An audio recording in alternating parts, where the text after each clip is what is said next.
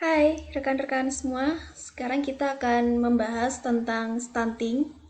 Stunting ini masuk dalam program prioritas kesehatan nasional. Jadi pada tahun 2023 itu ada 5 program prioritas kesehatan nasional.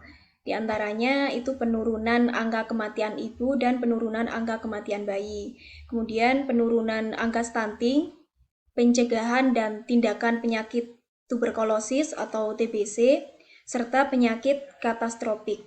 Penyakit katastropik ini adalah penyakit yang punya risiko tinggi terhadap kematian, di antaranya hipertensi, jantung koroner, gagal ginjal kronik, kemudian diabetes mellitus, stroke, kemudian penyakit ganas lainnya seperti kanker dan lain-lain.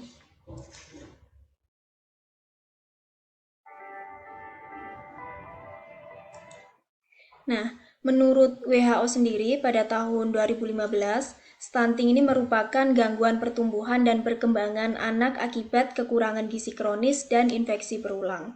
Kenapa bisa terjadi kekurangan gizi kronis? Ini biasanya karena 1000 HPK-nya atau 1000 hari pertama kehidupan yang terhitung sejak bayi dalam kandungan sampai bayi berusia 2 tahun. Nah, kemudian korelasi antara infeksi berulang dengan stunting ini apa? Jadi, infeksi berulang, misalnya bayi yang terkena penyakit pneumonia atau ISPA, infeksi saluran pernafasan akut, di mana keduanya ini dapat terjadi karena lingkungan tempat tinggal yang belum layak atau anak belum mengikuti imunisasi dasar secara rutin sehingga penyerapan zat gizi dari makanan yang dikonsumsi itu tidak dapat maksimal.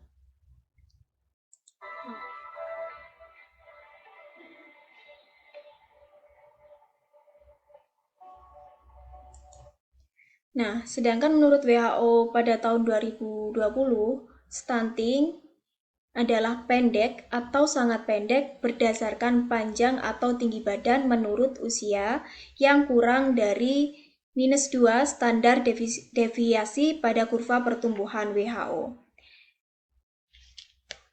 Jadi di sini pendek itu belum tentu stunting, tapi kalau stunting itu pasti pendek. Kenapa? Karena pendek bisa terjadi karena faktor genetik dan faktor lainnya. Misalnya karena sakit tertentu, seperti radang usus dan gangguan tiroid. Sehingga tubuh jadi stres dan tertekan dan berakibat pada tidak dapat tumbuh seperti semestinya.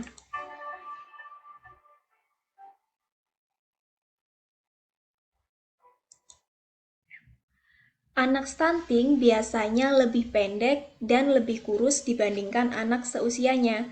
Kenapa? Karena pada 1000 hari pertama kehidupannya tidak terpenuhi dengan baik sehingga terjadi gizi kronik.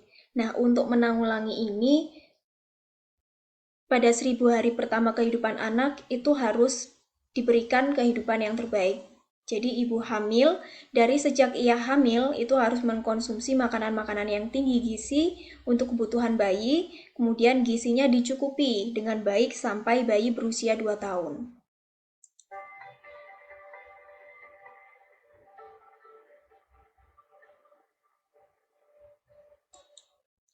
Yang terakhir, mereka yang stunting itu lebih mudah sakit dan memiliki kemampuan belajar yang lebih rendah. Stunting pasti pendek, tapi pendek belum tentu stunting. Ini bedanya antara stunting dengan pendek. Kalau stunting itu lebih mudah sakit dan memiliki kemampuan belajar yang rendah.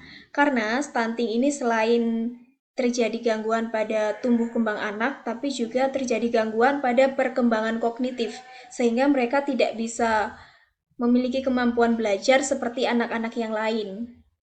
Kemudian, mereka juga lebih mudah sakit karena imun mereka rendah yang berakibat pada sering atau mudahnya terkena penyakit.